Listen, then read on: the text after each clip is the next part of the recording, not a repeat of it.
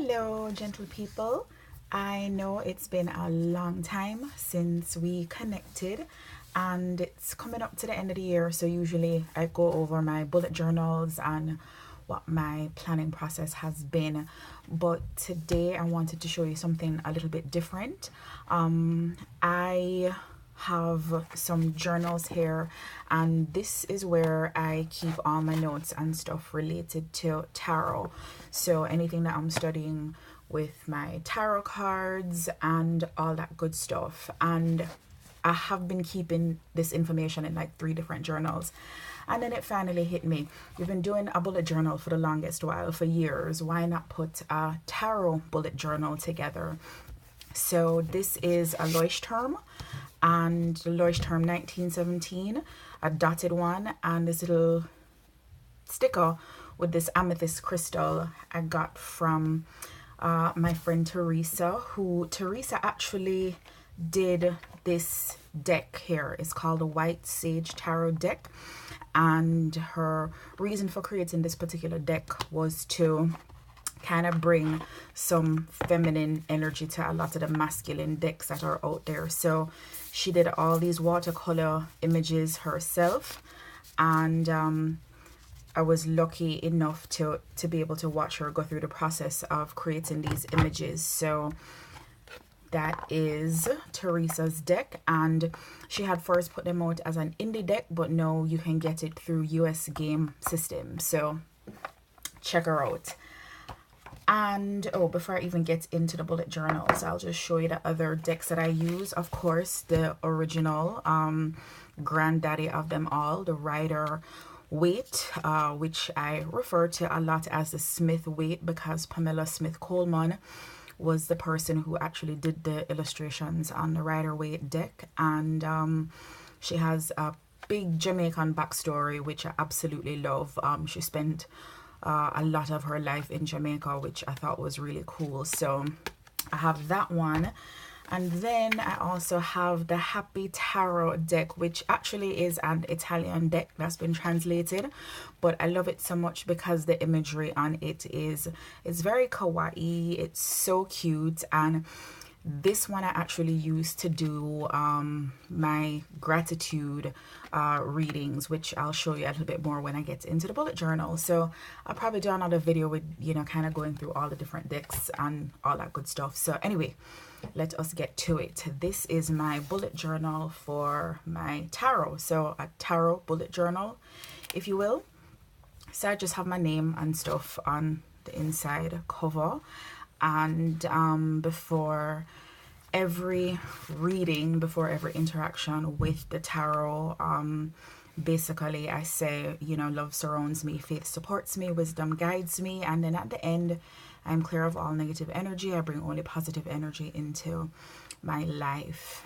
And I have a picture here of Pamela Colman Smith, who was also affectionately called Pixie. And again, she's the illustrator of the Smith Waite deck, the Rider Waite deck. And the cool thing that she did was, before all the tarot decks up until she did the imagery on this particular deck, like all of the minor arcana, it was just regular, you know, swords and cups and all that good stuff. There was no imagery tied to it, but she had a background in theater and set design, so she kind of used that to pull imagery into the minor arcana, and that really hadn't been done before her. In the Leuchtturm, there's the index page, and if you don't have a Leuchtturm, it doesn't matter. You can just write index at the top and separate 4 or so pages for your index. So the Leuchtturm has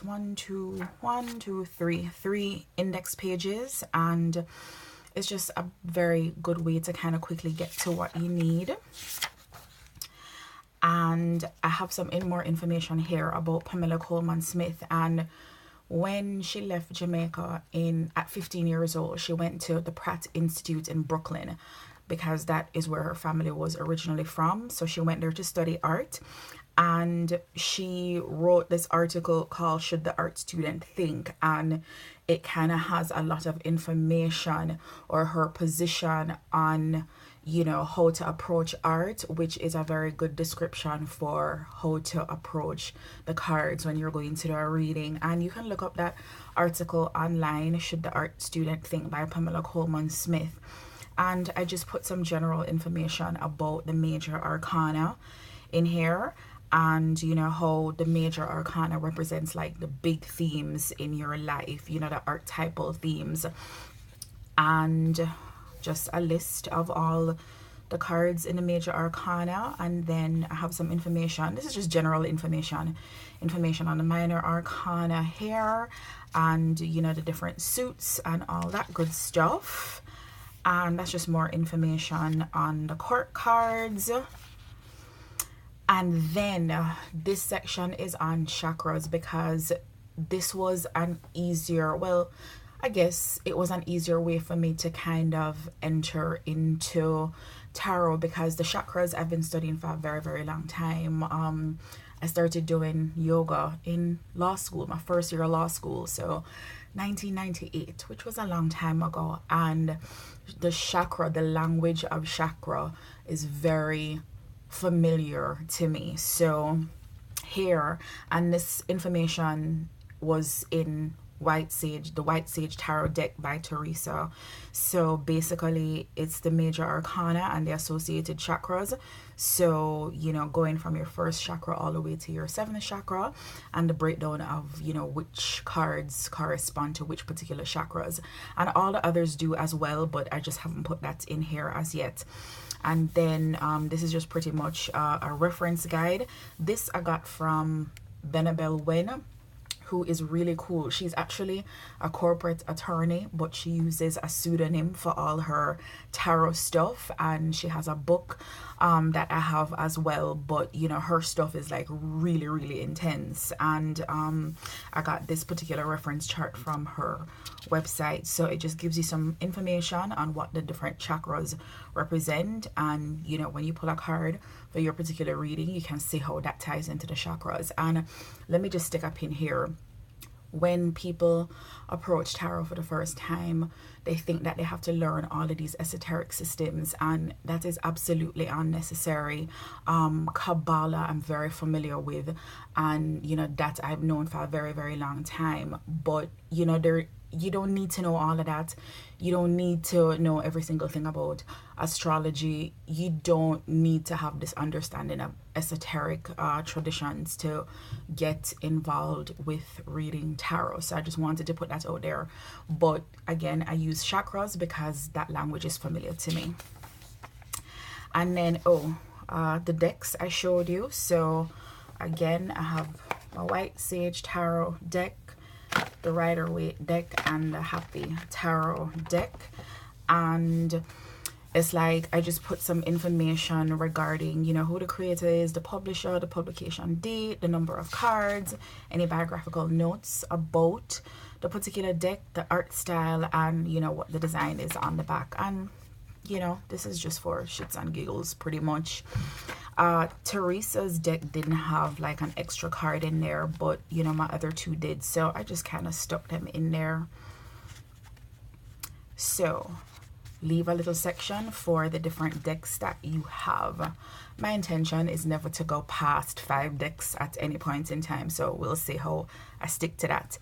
And this is super, super tiny even for me to read. I don't know why I couldn't get it to print bigger, but it's basically correlated with the Rider-Waite Smith deck, and their keywords, metaphysical correspondences, and Kabbalistic numerology. Like I said, if you don't know Kabbalah, if you don't know numerology, if you don't know astrology, don't worry about it. But the references are there for you if you need, you know, like keywords.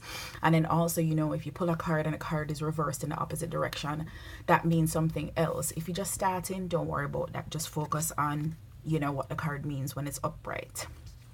And this little chart, again, I got from Benabel Wen. She has such awesome resources. And then this is in terms of reference. So these are physical books that I've read, and you know, like it says here in pink, those are the ones that I personally own. So these I checked out from the library at some point, and then these are the ones that I own, and I absolutely love these. So the Creative Tarot by Jessa Crispin, there's some stuff in her book that's just a little, like, I don't really vibe with it, but you know, again, the beauty of the tarot, like the bullet journal, is there are no rules, right? So you basically go with your intuition. Tarot Wisdom by Rachel Pollack, who has written a lot of books. She also wrote the 78 Degrees of Wisdom, which is like, you know, a really good reference book. And the Holistic Tarot, again, by Pamela Wen, that's the attorney chick. And I have also Pamela Colman Smith, The Untold Story, and I'll just kind of pull it out to show you. This, it has 440 pages, but there's so much information about her life, because she just pretty much went you know, unrecognized throughout history, and she died penniless in 1951 with no idea of, you know, the impact that her work would have on so many people. But anyway, that's Pamela. And then here are, you know, the online resources that I use. LearnTarot.com. There's actually a physical book correlated to that, but the author puts the entire book pretty much online, so you can work through this whole thing with all the different lessons and all that good stuff. Biddy Tarot is she's a lady from Australia, and her site has very good information and resources as well. Again, Pamela Wen. And Mary Greer, who, you know, is considered one of like the preeminent people in tarot. Her blog is really good as well, and she was one of the authors of the Pamela Colman Smith book, so she has a lot of information related to the research that was done throughout the writing of the book. And then as far as apps are concerned, my favorite ones are the Golden Thread, the Luminous Spirit app, and you know, most of these have actual physical decks related to them. The Rider-Waite one and Mystic Mondays. Golden Thread is my favorite one, because what it has is every day, right, when you pull your card for that particular day, you can save it to a log, but you can also save your emotions, you know, the things that you're feeling at that particular time, and then, you know, create these stats. So you can kind of go back and look at the stats and say, oh, I'm pulling from this particular suit over a period of time, or, you know, these are the cards that keep popping up, and this is how I'm feeling at this particular time. So you have all of that in the app. So I like that one, the Golden Thread one. That's my favorite app for tarot. And then, because this is a new journal, there isn't that much in there. So the goals and the aspirations I have for 2019, but I'm going to leave this blank until a little bit later in the month. And oh, here's my moon phases calendar, which I got from Boho Berry. And Boho Berry, going back to the bullet journal, is one of my favorite bullet journal resources. So you can get this printable from her website, and I have a bigger version up in my room, but I like to have the small one in my bullet journal. So I have one for my regular bullet journal, and I printed an extra copy for my tarot bullet journal. And then I just pretty much lined up, you know, these are all the different phases that the moon is going to move through in December. So I'll make some notes at these different times. And if you notice on right here, it shows you, you know, what things are best to do during those particular times. So the balsamic moon, which is the first one coming up on the 3rd, which is what, Tuesday, I think? Tuesday.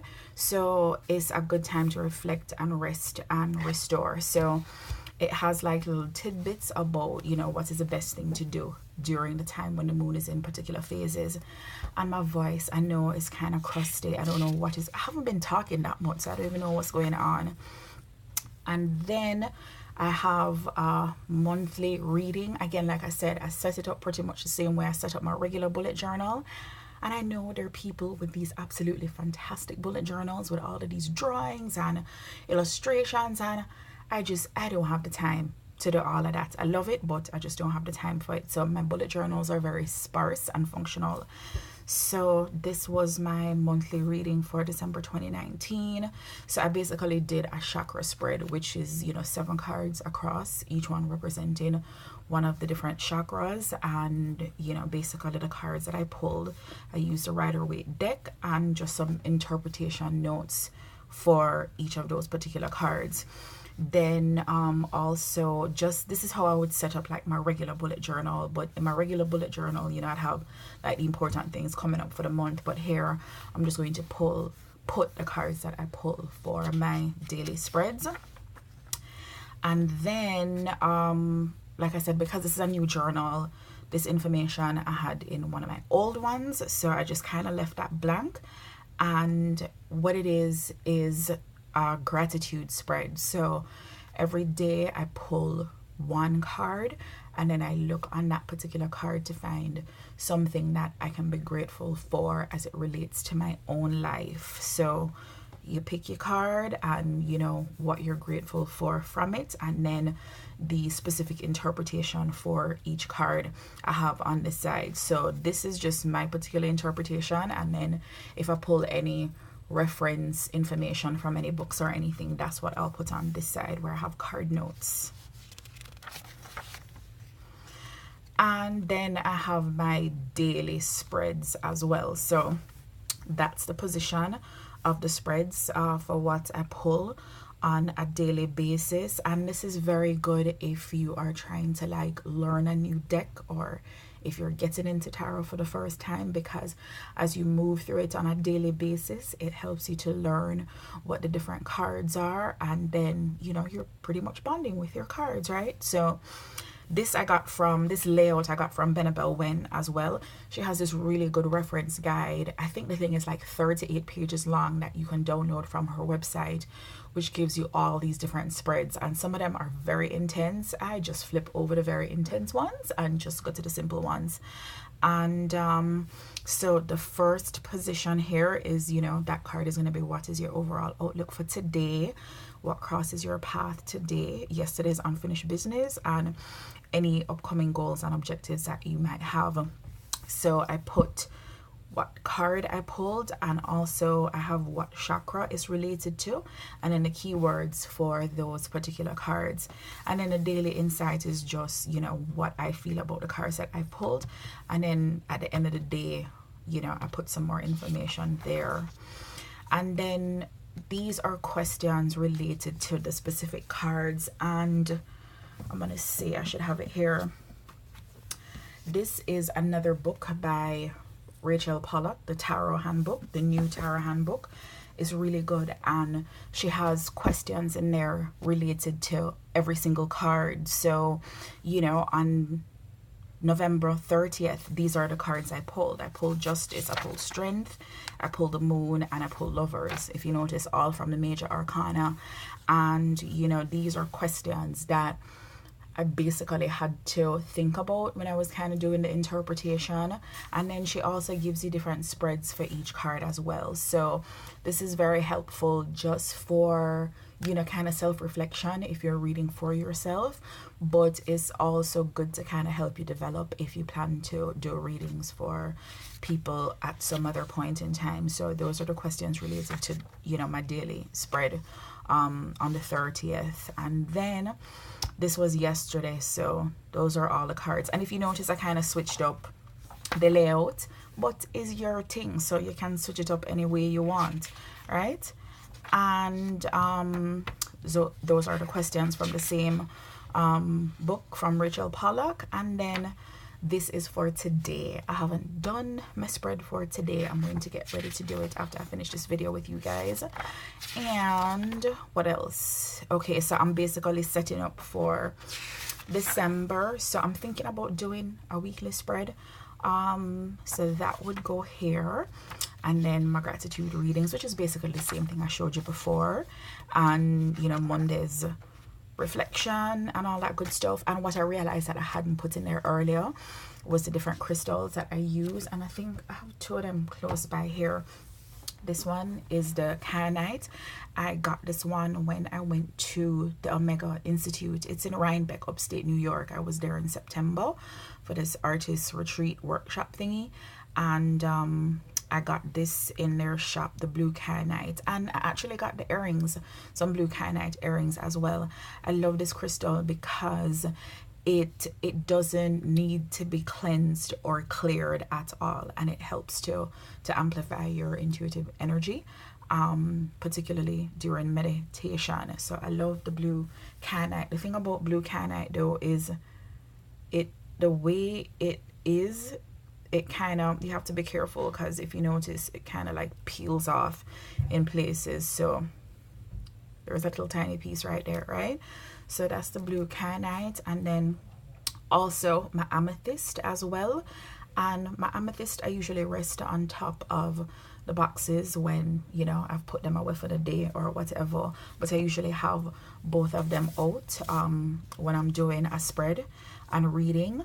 The amethyst helps to enhance your meditation as well, and it helps to get rid of any negative energy. The amethyst does require clearing though, so you know, you can put it in some salt, put it out in the moonlight to get charged up and all that good stuff. And then these are just some additional crystals that you can use when you're doing tarot. Clear quartz, smoky quartz, garnet, black tourmaline, citrine, and apatite. Those ones are good for that as well. And crystals, oh my goodness, I've loved and used crystals for years and years and years, even before I started doing yoga. So crystals were something else that, you know, I related to. And you know, it's so funny, it's like with the chakras and yoga and the meditated and the crystals, and you know, I do aromatherapy as well. All of that stuff I did before I got into tarot. But anyway, that's a whole other story for another time. So that is pretty much it. Oh, this card came in my happy tarot deck, so I just kind of put it there as a bookmark. And then these little tabs, I love these little tabs. You can just get them from any, you know, office supply store. They're pretty cool. So that is it, gentle people. That is my tarot bullet journal. So I went from using 3 separate notebooks to put in everything in one notebook, just like I would for my regular journal. And those are the 3 decks that I use most frequently. I'm going to make bags for them because, you know, they're just gonna get worn down after a while, these boxes. So if you have any questions, please be sure to drop them in the comments below, and I hope you found this helpful. Thank you very much for your time, your energy, and your presence. I appreciate you. Peace.